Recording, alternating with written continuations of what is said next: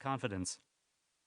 Not so long ago, Perry Bunt had been known as one of the premier idea men in the entertainment business. It seemed like everything he set his eyes on gave him an idea for a movie. One day, he picked up his phone and thought, what if I could call anyone on this? Even dead people. And in a flash, the entire story unfolded before his eyes.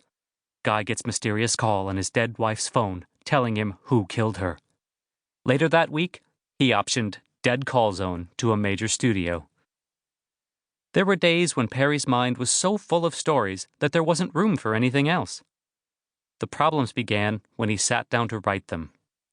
For while Perry possessed a keen sense of what made a story interesting, the hook in the parlance of the movie industry, he was mediocre when it came to actually putting words onto a page, the writing in the parlance of the movie industry. Staring at his computer screen, Perry had a terrible realization. Dreaming up a story had almost nothing to do with writing it. Dreaming was inspiring and fun. Writing was grueling and difficult. While dreaming required little follow-through, writing demanded almost nothing but. Perry, it turned out, had very little follow-through. The executives he worked for were even worse. Jittery at the thought they'd spent hundreds of thousands of dollars in vain, they'd tell Perry they absolutely loved what he'd written, and then proceed to pepper him with haphazard notes. Consider changing the boy to a dog. Well, let's talk about changing the dog to a cat. We all agree the cat isn't working and that a boy would raise the emotional stakes. The movie industry equivalent of the panicked screaming you might hear in a burning airplane plummeting towards the ground. When confronted with these contradictory ideas, Perry would further torture his mauled script, and then, eventually, give up and chase the next big idea. It wasn't that he was a bad writer. If he'd been forced to work exclusively on one of his many stories, a good script would have no doubt resulted. But he was always tempted away by the next script, convinced that this would be the one that would prove irresistible to filmmakers and audiences.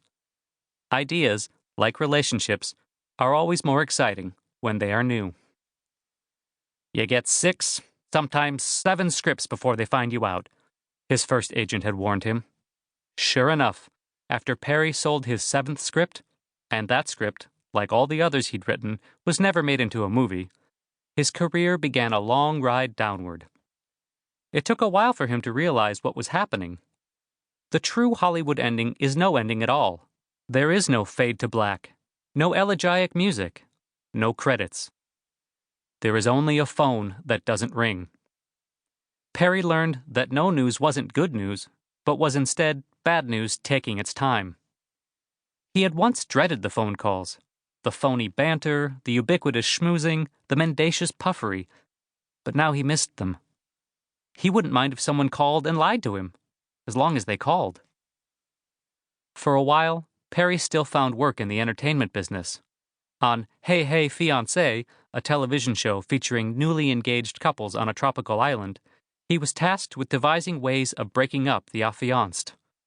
Sickened by the experience, he quit after 2 episodes and vowed never to work in the so-called reality TV genre again.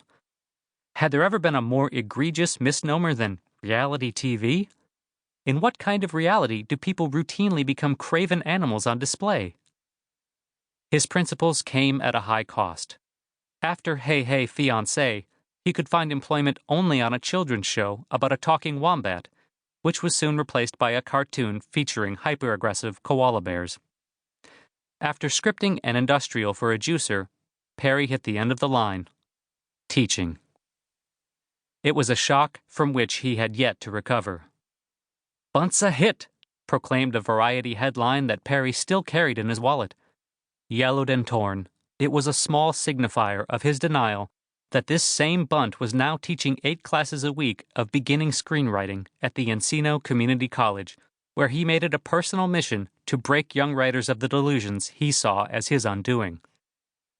"Ideas are a dime a dozen," he told his 10 a.m. class. Perry surveyed the students, holding his smallish frame as erect as possible to emphasize his seriousness. Though he had once been considered handsome, with delicate features framed by dark curly hair, that was when a Bush was president, and it wasn't the one who stayed in Iraq. Now, in the last gasp of his 30s,